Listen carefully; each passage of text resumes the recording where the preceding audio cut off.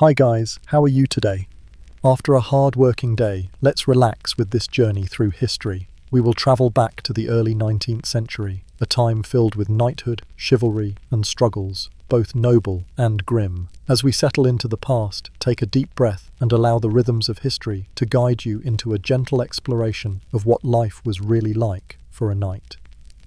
If you're as excited as we are to dive into this captivating journey, make sure to hit that like button and subscribe to the channel so you won't miss out on more adventures into the past. Let's uncover the mysteries of the 19th century together. Hit that bell icon too, so you're always first in line for the next historical adventure. Have you ever wondered what it might have been like to live in a royal court, where the scent of fresh pastries fills the air, the rustling of velvet cloaks echoes in the halls, and, well, the king might not be quite what you expect? In the quiet corridors of the royal palace, Ferdinand VII of Spain began his journey. Born into the golden cradle of monarchy, his life was one of comfort and routine, a rhythm that echoed through the halls of his childhood. There were no sudden changes in his young world, just soft mornings, with the light filtering through the heavy curtains of his chamber. Each day began with the delicate clinking of silverware on porcelain plates, breakfast served in a room filled with the scent of freshly baked bread, and the sound of servants shuffling quietly in the background. Ferdinand, a boy of noble birth, was accustomed to such things, rituals of privilege, to which he had no choice but to yield. His world was one of predictability. Breakfast was always the same: warm milk, soft rolls, and perhaps a touch of honey. There were no surprises, only the gentle hum of life in the palace and the quiet whispers of tutors who guided him in the art of governance, though it is doubtful he was ever fully interested in the task. His mother, Queen Maria Louisa, was always close, watching him with a mixture of affection and a quiet, almost imperceptible tension. She made sure Ferdinand's life followed the predictable path of royalty. He would attend his lessons, where he would learn not just the history of Spain, but the formalities of court life. There were lessons on etiquette, language, and the weight of his title, but none of it ever felt urgent. Life was slow. Life was unhurried. The royal palace, a grand structure with rooms adorned in gold and velvet, served as both a sanctuary and a prison for Ferdinand. It was in these walls that he would grow into a man of contradictions. Days drifted by, each one similar to the last. Courtiers and advisors would shuffle through the palace, attending to their royal duties, but for the king, these duties seemed secondary to his more personal pursuits. Afternoons would find Ferdinand walking the palace gardens, the soft rustle of leaves filling the air, the distant sound of fountains creating a backdrop to his thoughts. These were the moments when he could let his mind wander, a quiet solitude interrupted only by the occasional flutter of a bird or the soft murmur of a passing servant. It was here that Ferdinand, often left to his own devices, began to indulge in more personal whims. His royal life was one of small indulgences, exotic foods, elaborate costumes, and the occasional eccentric hobby. No one ever questioned these habits, for they were, after all, those of a king. His choices were his own, and the palace provided an endless supply of everything he could desire. It was in these slow, quiet moments that Ferdinand, without much attention from the outside world, began to define himself, not through grand acts, but through the simple repetition of everyday things, expectations of the outside world. There were no grand moments of triumph or scandal, just the dull throb of routine. Ferdinand's days at court were often spent in similar fashion to those of any other monarch. Meals were taken in the company of family and close advisors. At times, the air in the dining halls was filled with idle chatter, but it was always soft and without urgency. Ferdinand, while physically present in these spaces, was often mentally absent. He would engage in polite conversation, nodding and smiling, but his attention wandered. Conversations about politics, art, and the state of Spain passed by like the quiet turning of pages in a forgotten book. There were no deep debates, no impassioned discussions, just the steady hum of everyday life, with a king who seemed content to float along in the current, untouched by the waves of history that surged just outside the palace walls. The royal palace was a place where time moved slowly, where life was a series of routines, and where Ferdinand, surrounded by luxury, drifted through his days. And yet, beneath this tranquil surface, there was something quietly unusual about his behavior, something that did not quite align with the expectations of a king. But in the peaceful corridors of the palace, with its quiet servants and its unspoken rituals, these little oddities went unnoticed, merely whispers carried on the breeze. As the day softened into evening, Ferdinand would retire to his chambers, the palace quiet once again. The fire crackled softly, and the scent of burning wood filled the air. Outside, the world continued, but inside, life was a gentle stream, flowing slowly toward the next day. And Ferdinand, in his own way, would continue to exist, slowly, quietly, without fanfare or excitement, his life unfolding in the softest of rhythms. As Ferdinand's reign unfolded, the day-to-day rituals of his life in the royal palace were remarkably steady. Each day was a repetition of the one before, a pattern that settled gently into his existence. Morning light filtered softly through the windows, illuminating rooms filled with portraits, opulent fabrics, and gilded furniture. It was a space built for royalty, where time seemed to move with measured slowness, and each activity had its place in the quiet symphony of court life. Breakfast, like the rest of his day, was a carefully planned affair. Warm milk, honeyed bread, fruits, and sometimes pastries fresh from the royal kitchens. Ferdinand was not a king who rushed through his meals. Instead, he took his time, savouring each bite as though the world outside could wait. In fact, much of Ferdinand's daily life had this same quality: quiet indulgence, small comforts, and leisurely moments. There was no urgency in his routine. It was in these slow, almost languid intervals that Ferdinand's peculiarities began to take shape. He was a king who enjoyed the luxuries of the court without necessarily understanding their deeper meanings. He had an affinity for extravagant meals, opulent clothing, and the finest wines. Yet, these indulgences did not mark moments of great personal satisfaction. Rather, they seemed to be automatic habits, simply part of the royal routine. The excessiveness of his lifestyle was more a matter of course than of desire, a quiet reflection of his position rather than a true yearning. As Ferdinand meandered through these daily moments, one could imagine him strolling down the long corridors of the palace, perhaps pausing to look at a painting of his own likeness, a portrait of a king content, even as his peculiarities began to emerge, unexamined and without question. There was, however, a deeper undercurrent to Ferdinand's reign, a quiet stream of oddities that ran just beneath the surface of his calm exterior. It was said that Ferdinand had a tendency to indulge in peculiar habits that went unnoticed by most but marked him as a king with tastes unlike those of his peers. One such habit was his obsession with portraits. Ferdinand surrounded himself with these painted likenesses of himself, each more extravagant than the last. In many of these portraits, he was depicted in elaborate, almost theatrical attire, flowing robes, regal crowns, and poses that emphasized his royal stature. His love for these portraits was not merely about vanity, but perhaps an attempt to anchor his identity in something tangible, to see himself reflected in the eyes of others, even if only in oil on canvas.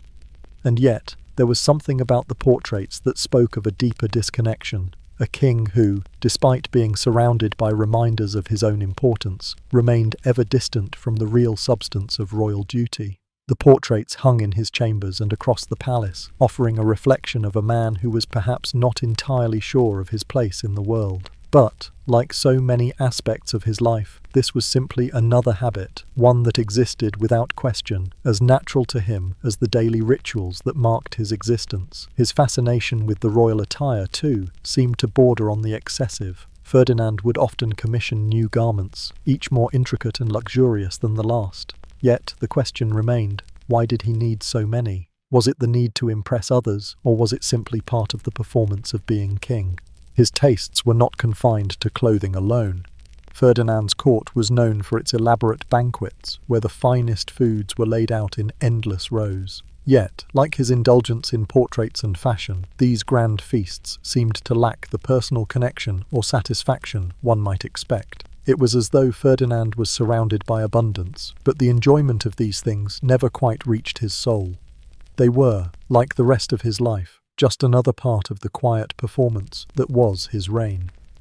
While Ferdinand's indulgences were often in the form of material excess, his relationships too held an air of peculiar detachment. Ferdinand had several wives and mistresses over the course of his life, but his relationships with these women were marked by a distance that mirrored his approach to almost everything else in his life. Ferdinand, like many monarchs, had his share of marriages and liaisons, yet these personal connections were often overshadowed by his commitment to his own peculiar tastes and routines. His marriages, for instance, were not driven by passion or love, but by duty, part of the larger performance of maintaining alliances and securing his lineage. Ferdinand's relationship with his wives was never one of closeness or emotional connection. Instead, it seemed more like a formal arrangement, an extension of his royal obligations rather than an expression of deep affection. The court, ever watchful, often whispered about Ferdinand's behaviour with women. His relationships were talked about in hushed tones, with people speculating about his peculiar habits, his reluctance to engage deeply with his wives, and his strange desire for intimacy in the most unconventional ways. But these were whispers, small, insignificant details in the vast world of royal politics. They were simply another piece of the royal puzzle, quietly ignored or overlooked by the larger court. And yet, there was something almost tragic in the way these relationships unfolded. For Ferdinand, relationships were not about intimacy or affection. They were another part of his royal performance. His wives were not his companions, but figures in his world of opulence and routine, dutiful but distant. His private life, like his public life, was marked by a gentle detachment, a soft and slow-moving indifference that pervaded all aspects of his reign.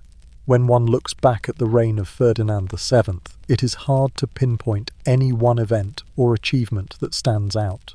His reign was not marked by the usual dramatic political shifts or wars of conquest. Instead, it was defined by a series of small, seemingly insignificant decisions, each one a quiet reflection of the king's peculiarities. These decisions were not made out of grand ambition or desire for glory. Rather, they were simply part of the royal routine. In this sense, Ferdinand's reign was much like his personal life, slow-moving, unhurried, and filled with small indulgences.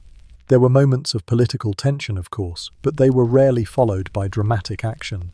Instead, Ferdinand seemed to float through his reign, making decisions that, while significant in their own way, were never the stuff of great historical narratives. One could imagine Ferdinand in his chambers, perhaps pacing slowly back and forth, his thoughts turning to the state of Spain. But even here, there was no great sense of urgency. The daily routines of his reign were much like the rhythms of his personal life, slow, gentle, and unremarkable. And perhaps that was what marked Ferdinand's reign as truly peculiar. A king who, despite the vast responsibilities placed upon his shoulders, moved through the world with the same unhurried pace as his daily routines. There was no grand ambition, no dramatic victories, just the quiet unfolding of life, a life filled with indulgences, strange habits, and the passing of time.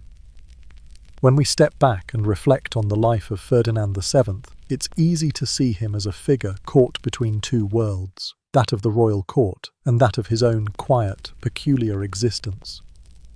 His reign, much like his daily life, was a quiet performance, one that moved at its own pace, detached from the usual rush of history. He was a king whose most notable traits were not his achievements, but his quirks. These peculiarities, though seemingly trivial, were the things that defined his reign in the minds of those who lived through it. And yet, in this quiet, almost meditative existence, we see a king who, despite all the trappings of power, remains ever distant from the grand events of the world. He lived in his own slow-moving bubble, untouched by the drama of politics and the world outside. His reign, while significant, was defined not by what he accomplished, but by the small, quiet moments that made up his life. As we leave Ferdinand's world behind, we are reminded of the peculiarities of royalty. not in the grand gestures or wars fought, but in the small, often overlooked details that make up a life. And so, we return to the soft hum of palace life, where time moves slowly and kings live quietly, without ever truly touching the world around them. Ferdinand VII's reign, when viewed through the lens of time, does not appear as one of grand events or sweeping political changes. Instead, it unfolds as a period marked by the subtle, slow-moving nature of royal life. Ferdinand did not stir the pot of history with battles or significant reforms. Rather, his presence was a quiet one, like a still lake whose surface is barely disturbed by the faintest breeze. The Kingdom of Spain, while still powerful in many ways, felt the weight of Ferdinand's subdued nature. The political unrest of the time, the Napoleonic Wars, the struggle for independence in Spanish colonies, and the internal conflicts were not something Ferdinand directly influenced. His days were largely spent in the palace, managing the affairs of state through intermediaries, or merely observing, untouched by the gravity of the world outside. This distance was not, in his case, a conscious decision to withdraw from responsibility. Rather, it was a reflection of the rhythms of his life, ritualistic, unhurried, and, in many ways, detached from the events of his time. Spain, during his reign, went through significant turmoil, but Ferdinand's role in this turmoil seemed to be more passive. He was a king who existed within his own world, managing affairs when necessary, but never deeply engaged in the fierce political struggles that defined his era. As Ferdinand drifted through his reign, one might imagine the palace halls once again, quiet, almost vacant in the absence of urgent matters. There were ministers and courtiers, but their efforts were often absorbed into the routine of royal life. They operated in a world where decisions were made slowly, at a pace that seemed unbothered by the political storms brewing just beyond the palace walls. For Ferdinand, it seemed that the weight of his crown was not one that compelled him to act, but rather to observe.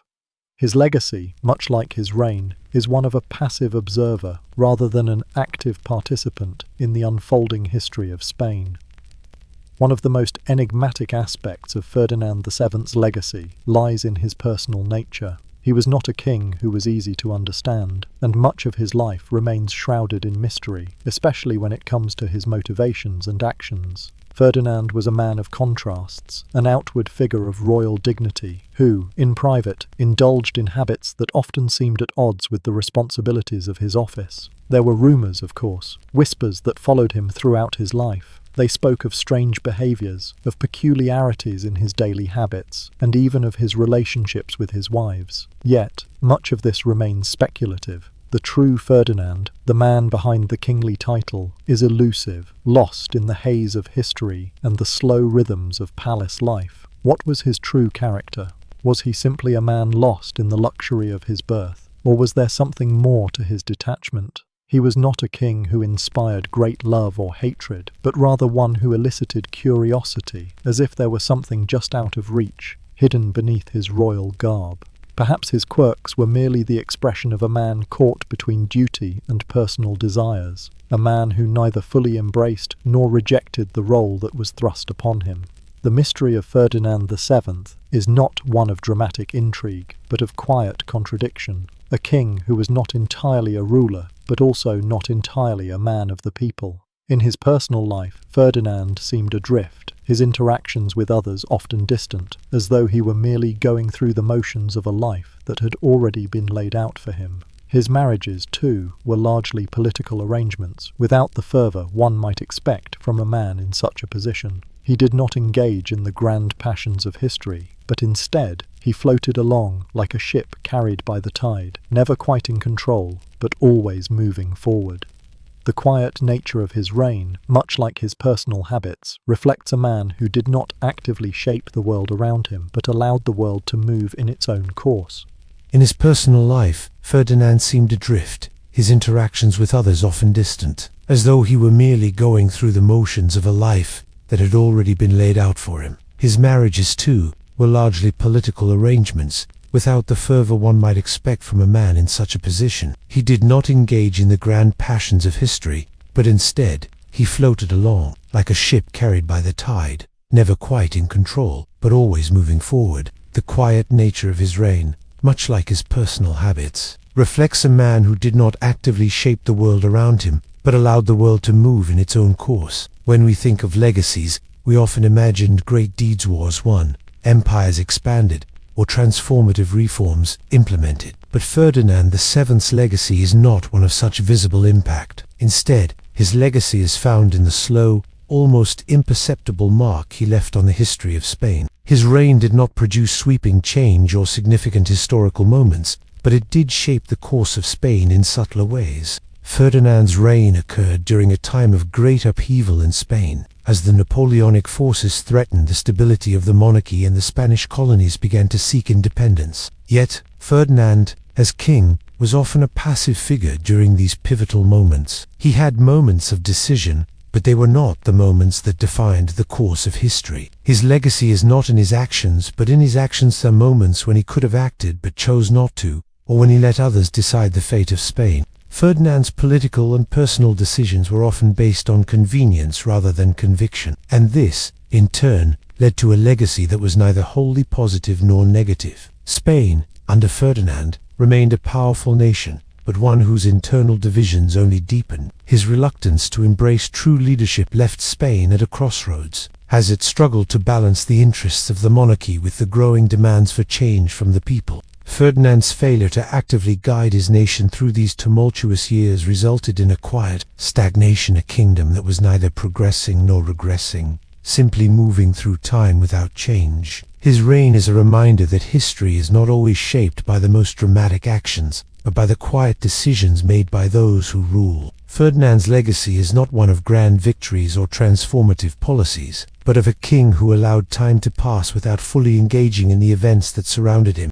And in this, his legacy is marked by the absence of action, the quiet drift of a man who ruled without ever fully stepping into the role of leadership. As Ferdinand's reign drew to a close, Spain had changed in ways he could not have foreseen. The political landscape had shifted, and the empire he inherited had begun to crumble. His reign had not been one of great triumphs, but rather one of endurance, holding onto a fading power that was already slipping away. In the final years of his reign, Ferdinand found himself at the center of political debates about the future of Spain. But these debates, like the rest of his reign, were marked by a sense of distance. Ferdinand was not the king who would take bold actions to secure Spain's future. Instead, he was a monarch who remained a figurehead in a nation that was beginning to look beyond monarchy. Ferdinand's death marked the end of an era, but not the end of Spain's struggles. His passing did not bring about a sudden transformation. Instead, it ushered in a time of transition, where the lessons of his reign were learned, not from his actions but from his absence.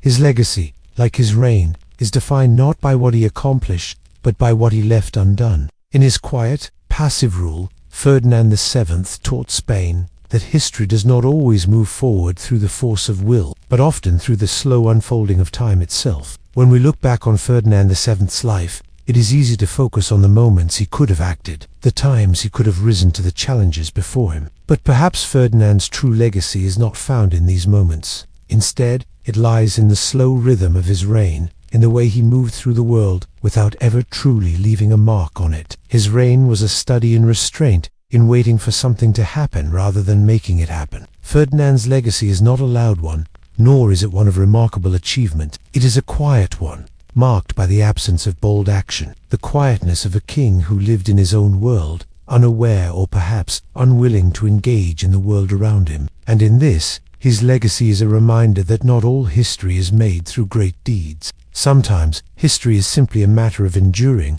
of moving through time without altering its course. Ferdinand VII, for all his peculiarities and contradictions, remains a part of that quiet hysteria king, whose legacy is marked not by what he did, but by what he did not do. In 1814, when Ferdinand VII returned to Spain after years of captivity, there was a quiet stir of hope among the people. The long years of French occupation under Napoleon had left their mark on Spain, both politically and emotionally. The return of the king, a symbol of Spain's resilience and sovereignty, was expected to restore some semblance of normalcy. But as the days passed and Ferdinand settled into his role as king, the initial optimism began to fade. It was not that the king was overtly hostile or malevolent. Rather, He seemed content to let the world move around him rather than engage with the pressing issues of the time. The people of Spain, who had once looked to Ferdinand as a figurehead of their national pride, soon began to see a monarch who was disconnected from the realities of their lives.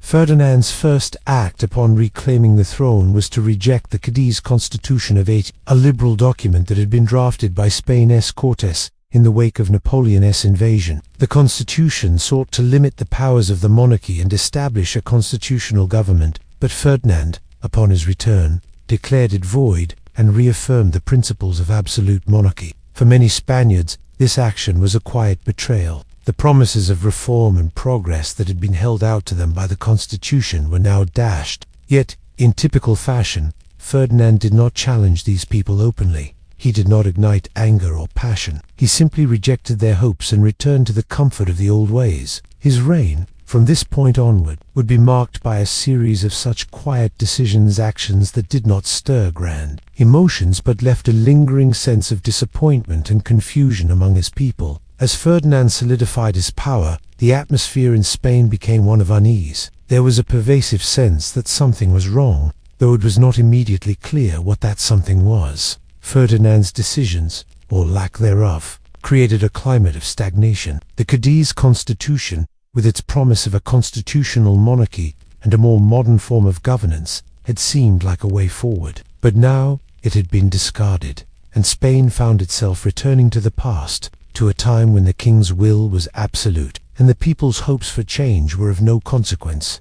This quiet betrayal was not a loud rejection. It was not met with riots or open rebellion, but with a general resignation. The people, for the most part, did not react with fury or violence. Instead, they seemed to withdraw into a quiet disillusionment. There were murmurs among the populace, whispers of betrayal that would not be fully articulated, but in the heart of the nation, a slow erosion of trust took place. Ferdinand's policies, his rejection of liberal reforms, his indifference to the pressing political and economic problems facing Spain left many Spaniards feeling abandoned. Yet, he never stirred the anger of the people. It was as though they were waiting for something, perhaps for the king to step forward and offer solutions. But Ferdinand, it seemed, was not interested in offering any solutions. His reign continued, almost like the passing of time, without urgency or meaningful change. In 1820, the people's disappointment with Ferdinand reached a point where action was finally taken. A group of liberal officers in the Spanish army staged a military coup,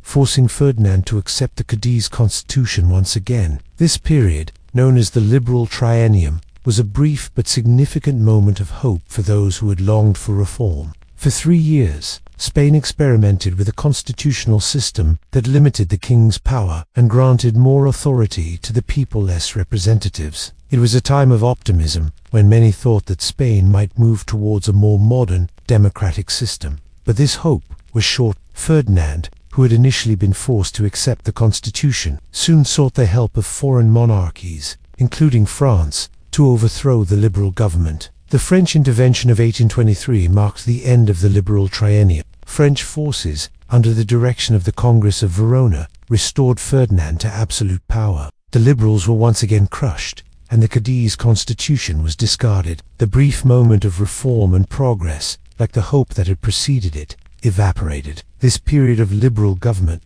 though short, left a lasting impression on the Spanish people. It demonstrated that there was a deep desire for change, a longing for a system where the king was not an absolute ruler, but rather a figure within a constitutional framework. Yet, after the defeat of the liberals, the people once again found themselves trapped in a system that seemed impervious to change. As Ferdinand's reign continued, the people of Spain resigned themselves to their fate. The years following the Liberal Triennium were marked by political instability and growing discontent, but also by a sense of powerlessness. The king, though firmly entrenched in his position, seemed increasingly irrelevant to the real issues facing the nation. His political decisions, though significant, did not stir the people to action. They simply accepted the status quo, even as the world around them changed. The failure of the liberal reforms left Spain in a state of stagnation. The people, having placed their hopes in a more modern, constitutional government, found themselves once again under the control of a king who seemed indifferent to their struggles. Ferdinand's reign became a quiet symbol of unfulfilled promises and wasted opportunities. The political and economic problems of Spain continued to mount, but Ferdinand remained passive, offering no real solutions.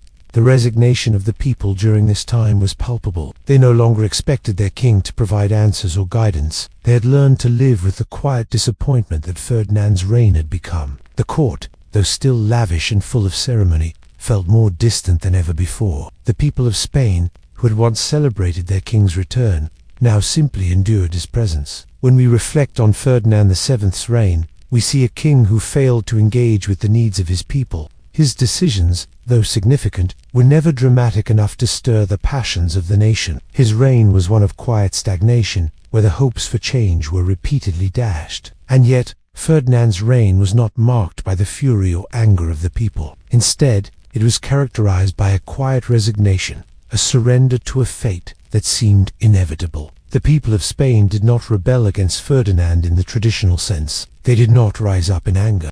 Instead, they simply withdrew, their hopes for change fading into the background. As Ferdinand's rule continued without urgency or real engagement with the issues of the time. In the end, Ferdinand's legacy is not one of greatness or even of failure. It is a legacy of quiet indifference, where the king's passive rule allowed Spain to drift through a period of deep uncertainty, without ever truly confronting its problems. The people, resigned to their fate, lived through it all, enduring a reign that never quite reached the heights of what they had hoped for.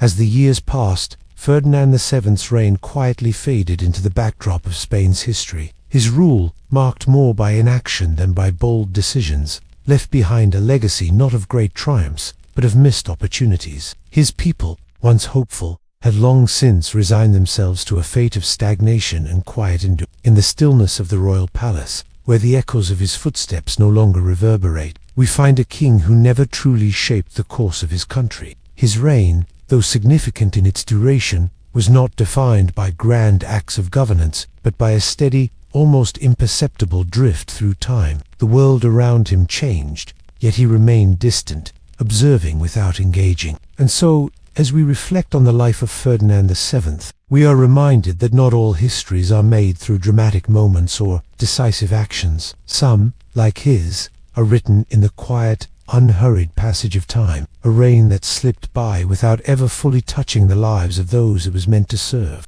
In the end, Ferdinand's story is not one of grandeur, but of an era that passed with a quiet Cyan era, where the hopes of many were gently carried away on the winds of history. Thank you for joining us. Rest well. Take care of your beautiful self, whatever that means to you, and until next time, good night.